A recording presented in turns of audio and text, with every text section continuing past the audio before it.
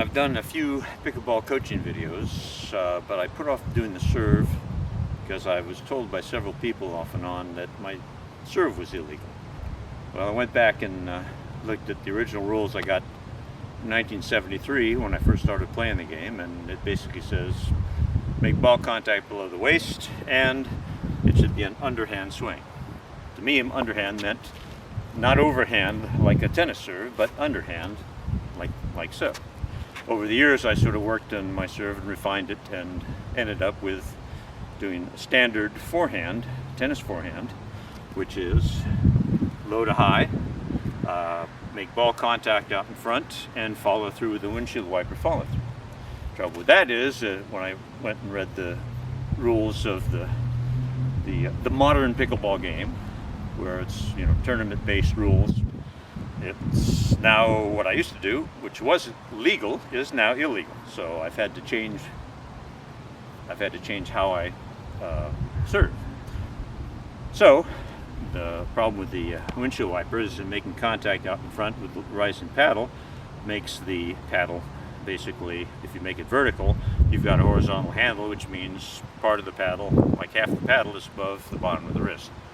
So that's illegal. So that means I got to basically do this. So somewhere in here, if you watch a typical pro pickleballer, their paddle is down like this. So from the side, instead of doing what I do like this, they're down more like here, and so this top of the paddle is below the bottom of the wrist. But that's sort of a fine line, and if they just tilt it a little bit one way or the other, it goes from legal to illegal. So I thought, well, to escape all that, I'll just go all the way down. I'll just put my paddle all the way down. So with the paddle all the way down, if I want to have a vertical paddle face and have a low to high swing, then I have to hit out front. I have to basically bend my wrist back, bend my hand back so the wrist is bent and the paddle vertical, hitting out in front. So you can see that I get a rising paddle here if I hit out in front. Then all that's left to do is describe what to do with the backswing and the follow through. Backswing, basically, you'd like a nice big backswing, and the follow through, you'd like a nice big follow through over your shoulder. The reason for the big long swing is that makes the paddle face velocity relatively constant over a fairly large range here. And if you toss the ball and you have a little trouble tossing the ball exactly in the same place and making contact in exactly the same place, if you end up with a variation where your ball is when you make contact, if you have a long swing, it doesn't matter where you make contact, you hit it about as hard all through there. And as long as you maintain the same vertical paddle face in that region, you can have a relatively reliable serve that goes the right distance every time. That means you can't use wrist. You can't be doing wrist in here. You can't say, well, I want to hit it hard. I know I can hit it harder if I use wrist.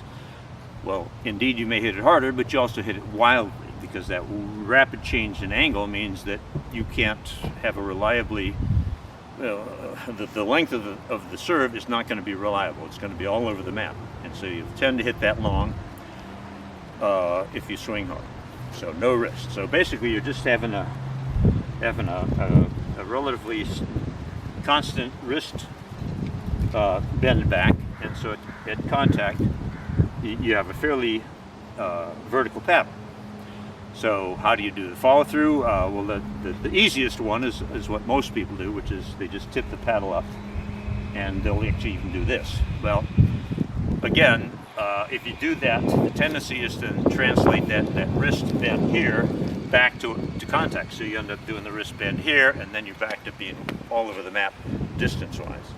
So the best thing is to do a modified windshield wiper follow-through, which is you do contact here with the paddle hanging down, and then right after follow-through, then you can kind of try to do the windshield wiper.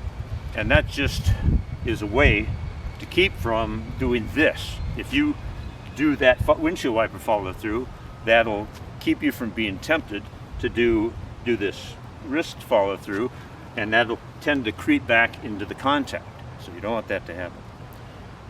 So that's what I've decided to do for my serve. Let's take a look and see what happens here. Let me grab some balls, and I'll give it a go. Now you can't really see the pickleball lines. They're so the paint was not very robust, and the paint's kind of worn off. Can't really see the paint, but basically, here's the line right here. It's about a foot back of the tennis service line. Okay, a little windy today.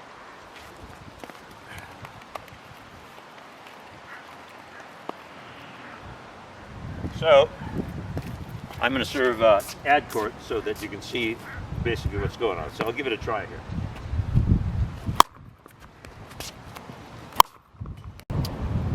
So you can see I'm able to hit it very hard, and it's going a reasonable distance once it goes over the net. This net's 2 inches higher, so it's a little harder to get it over and in, but it still happened for me. I still was able to do that.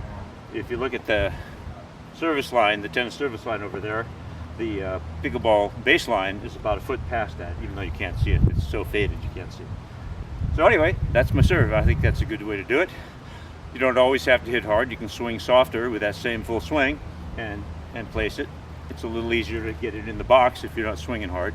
Harder you swing, typically, the harder it is to get that in the box. It's kind of hard. There's be a tendency to hit it long, but as long as you refrain from tipping the paddle up, doing a wrist serve, you should be okay. As long as you just can keep it basically like this, and then tip it over once you've gone through the contact point. Contact and then tip over. Contact and then tip over. That's my recommendation. Give it a try. See if you like it. It may be too hard for you to change at this point in your career, but give it a try. So I've shown you how to do a hard serve. And the question is a hard serve beneficial? You see most pickleballers, even at pro level, don't usually hit the serve very hard. Sometimes they do, but mostly they don't. They just try to get it in, I guess. So I think it's because I think it's inevitable that since they can't serve and volley, they can't go to the net, they have to wait for the return serve to bounce. They know their opponent's going to get to the net. So they don't want to waste any energy with a hard serve to try and keep their opponent back. So potentially they could get in to the net sooner themselves. Well, that may be true that it possibly is a waste of energy, but it's just one more thing that you can do on the serve to allow doing a change-up. So you see all different variations of serve. The two main ones are like right mid-court, not too hard. Just, you know, you're going to get it in. You don't want to lose a point on the serve. You want to fault on the serve. So if you just aim mid-court and you know they're going to get to the net anyway, that's, you're not wasting energy. Then you see somebody hitting the high ball. They'll hit them high, a really high serve, and just to change it up, and maybe their opponent will have a lapse and not handle the change-up very well. That's pretty common. So I think that's a reason to have a hard serve, because then you have a medium serve, you have a high serve, and then you have a hard serve. You have three that you can change between instead of just two, or however many. If you have three, then hard serve will give you a fourth one. So I think it's useful. It may be that your opponent will be able to just block it back, especially at high level, they can just get it back, they can just block it back and keep it in, slow it down, But it may cause them to get into the net a little bit slower, a little bit later get into the net. If they have to, wait for the ball to bounce and then take it off the bounce, if they're back here, right? Then they have to run from here, hit it, and then run. If, on the other hand, it's a short bounce, they can run in and hit it and be at the non-volley line quicker and be set and then be relaxed. If you have to wait out back here for the ball to bounce and then hit it and then get going in, you have to go all the way from there into here, right? That's a bit of a delay. So potentially, they'll still be coming in when you run in to get the return of serve, especially if it's a short one. So even if the opponent has an easy time blocking the ball back and you don't get any advantage of hitting a hard serve and causing a fault, on the serve, for them to have a fault. It comes so fast they can't get the paddle back in time or whatever. Even if you don't get an advantage of that, if your opponent is so good they can just get the ball back, that will delay them getting into the net compared to a shorter ball. So if they have to wait back here, if you tend to hit it deep, they can't stand right at the line here, because right here's the baseline. They can't stand there, because if you hit near the line, they're going to be hitting it right off the ground. That's a tough shot. So they'll have to stand back a little bit. And so if they stand back a little bit and receive your ball and return it, then they've got to go from here to the non-volley line. And that takes longer than if they're hit a short serve, and then they can play up. And, oh, it's a short serve, mid court. They can come up, hit it, and then boom, they're there. So that's clearly an advantage. If you can hit deep serves, keep them back and make them rush a little bit, perhaps, to get into the net. Now you can experiment with that. If you're playing a 5.0 player, maybe that doesn't do any good, but certainly if you're playing a 3.0 player or somebody who's got limited mobility, that certainly is going to cause some trouble getting into the net.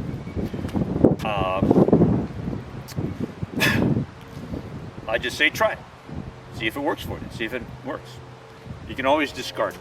Anyway, that's my theory of serving, and I hit some hard serves, and once in a while I'll do a change-up. So 3 or 4 hard serves, and then a softer serve, or maybe a little bit of higher serve. But when I serve it higher, if I serve it higher, I still try and hit it deep. And I don't do this to get it higher. I just hit it just slightly further out in front, so that the paddle's up just slightly higher angle. So the difference between the way a typical pickleballer will hit a high serve is they'll tend to hit a high serve by tipping the paddle up and hitting it fairly close to themselves. I just try and hit a little bit more out in front, and with the same bent back paddle and the same. I'm not doing the wrist thing. I'm just doing it, hitting a little further out in front, and that's how I get the altitude. I don't try and wrist it over. That's a way to keep the distance that you hit the ball easily repeatable, because wrist, that rapid movement, makes it hard to repeat exactly the angle of the paddle at ball contact. One of the most important things in a serve, and in fact any stroke that's you're making contact fairly low to the ground, is that you want to swing the paddle in a pendulum, and that axis or the plane of the pendulum should be in the direction you want the ball to go, so that all of the energy in the swing goes into the ball. If you're coming around like this and you tend to hit it out in front and you're pulling the paddle across the face of the ball, some of the energy goes into driving the ball that way, but some of it goes into spinning the ball. So it puts you at a disadvantage. Plus, you have to time the contact right, so that that the paddle's coming across the ball right when the angle is correct. So, seen from the front, if you swing the paddle in the direction you want the ball to go, like if I'm hitting the ball right towards the camera, you want the plane that the arm swing is in to be going in the direction you want the ball to go. It's really important to get the paddle swinging in the direction you want the ball to go, so that all the energy of the paddle goes into the ball. So, like that. Now you see this tipping over like this, you say, well, that's not going in the direction of the ball. But notice the ball contact's here. So it's really important for this part of it, from the backswing forward, to be in the direction you want to go. Once you've made contact, then this swinging off the side doesn't matter. So start in the direction of the ball, pendulum, and then tip it around. So the serve, that's particularly important. That'll give you a really hard serve. If you're hitting a regular forehand and you're hitting off to the side, you still want to do a pendulum around to it, around to the ball, and then tip it over with the windshield wiper fall.